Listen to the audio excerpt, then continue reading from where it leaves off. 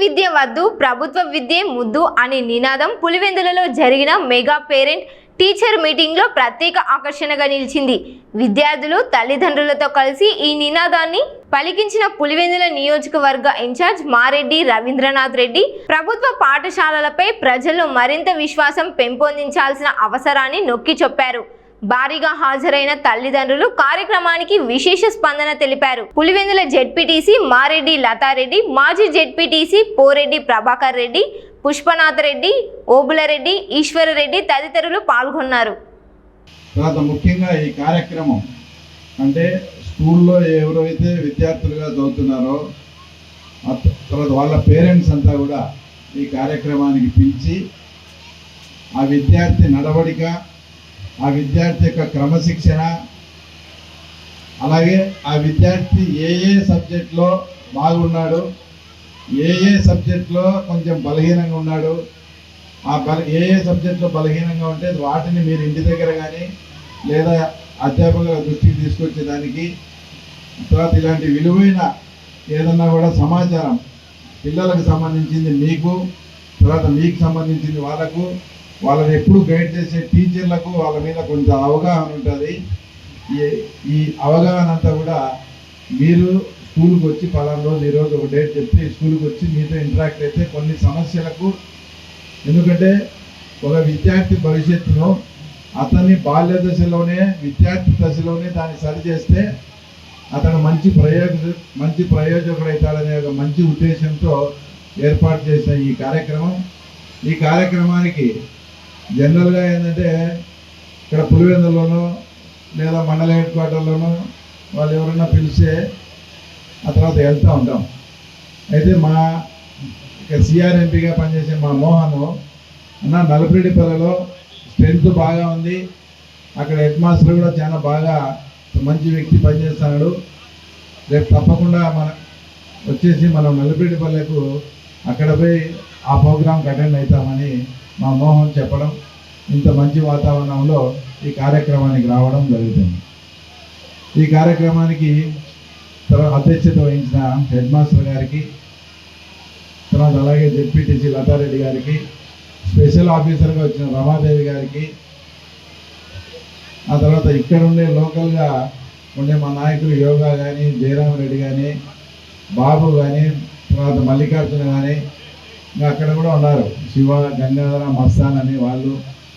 ఇక్కడ పూర్వపు విద్యార్థులుగా కొత్తపల్లి గ్రామానికి చెందినటువంటి పుష్ప కానీ, ఆ తర్వాత ఓబులేట్ సారు, అదే గ్రామానికి చెందిన సింగిల్ విండో వచ్చి ప్రెసిడెంట్గా ఉండే ఈశ్వరుడు అన్న కానీ, ఇంకా స్టేజ్ మీద అందరికీ పేరు పేరున నమస్కారం తెలియజేసుకుంటూ, తర్వాత ముఖ్యంగా ఇక్కడే తల్లిదండ్రులను మిమ్మల్ని ప్రత్యేకంగా కోరేది ఏంటంటే ఏది కూడా పిల్లలను బలవంతం చేయొద్దండి.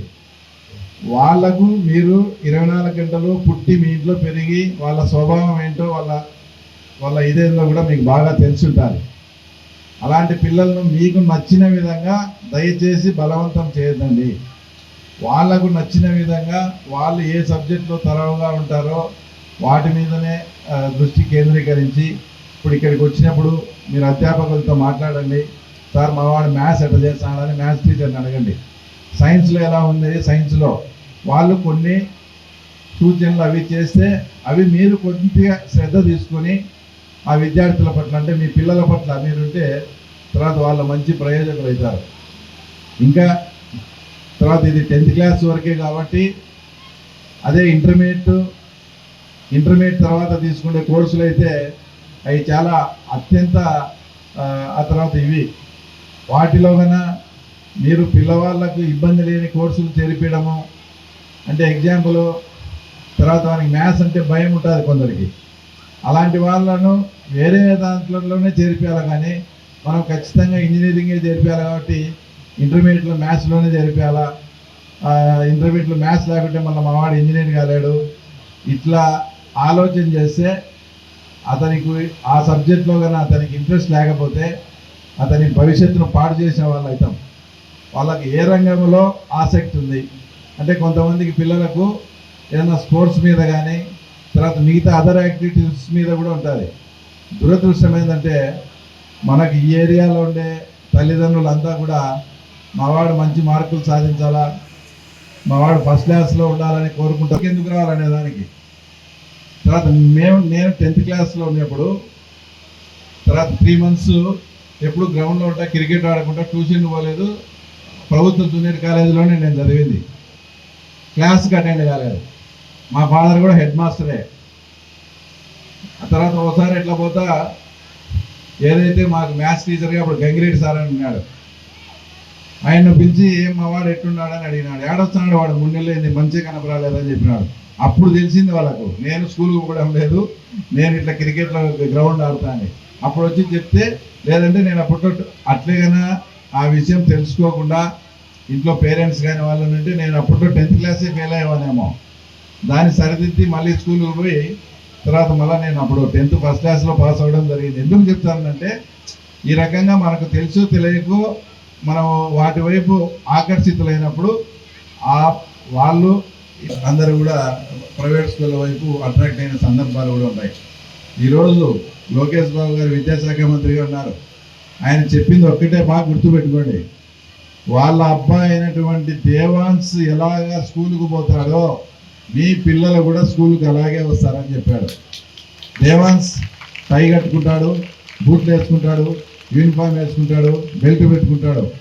లోకేష్ గారి అబ్బాయి అదేవిధంగా మీ పిల్లలందరికీ కూడా యూనిఫాము, షూ, టై, బెల్ట్, బ్యాగ్ అన్నీ కూడా సమకూరుస్తాము. నా అబ్బాయి ఎలా స్కూల్కి పోతాడో ఆంధ్రప్రదేశ్లో ఉండే ప్రతి స్కూల్కి పోయే ప్రతి విద్యార్థి కూడా వచ్చేసి అలాగే పోతాడని లోకేష్ బాబు గారు మాట్లాడడం.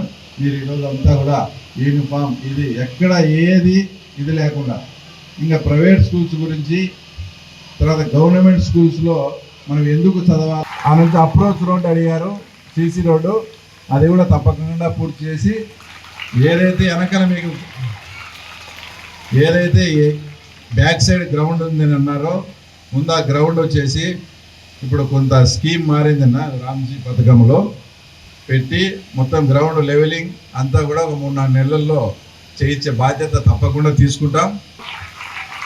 కమ్యూనిటీ హాల్కు ఒక 25-30 లక్షలు అవుతారు. మెగా పేరెంట్స్ డే రోజు నేను పులివెందుల గర్ల్స్ హై స్కూల్లో పోయి వాళ్ళు ఇట్లే అడిగితే ఆ రోజు ఎంతన్నా 11 లక్షల 11 లక్షలతో శాంక్షన్ చేయించి మొత్తం షెడ్ అంతా వేసి స్టడీ అవర్స్ కానీ చిన్న అసెంబ్లీ అయ్యేదానికి కూడా ఏర్పాటు చేయడం. అలాగే మీ దగ్గర కూడా తాత్కాలికంగా షెడ్ గిడ్డ వేయించి అసెంబ్లీ అంటే ఎండలకు వానకు ఇబ్బంది లేకుండా ఈ కార్యక్రమం చేపడతాం. సాయంత్రానికి ఇక్కడ ఉండే మా వాళ్ళకి మేము చెప్తాము, సాయంత్రానికే బోరు బండి వచ్చి 400-500 ఎంత పడితే అంత బోర్ వేసే కార్యక్రమం, దానికి మోటార్ బీచే కార్యక్రమం కూడా తీసుకుంటాం. తప్పకుండా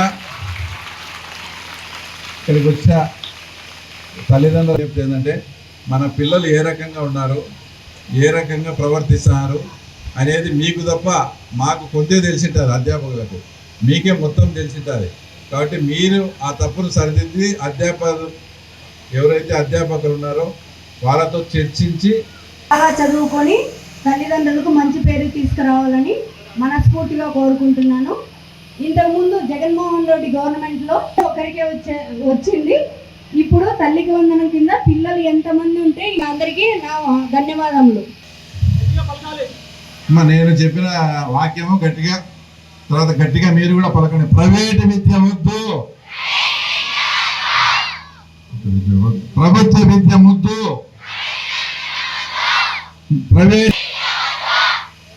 ప్రభుత్వ విద్య ముద్దు.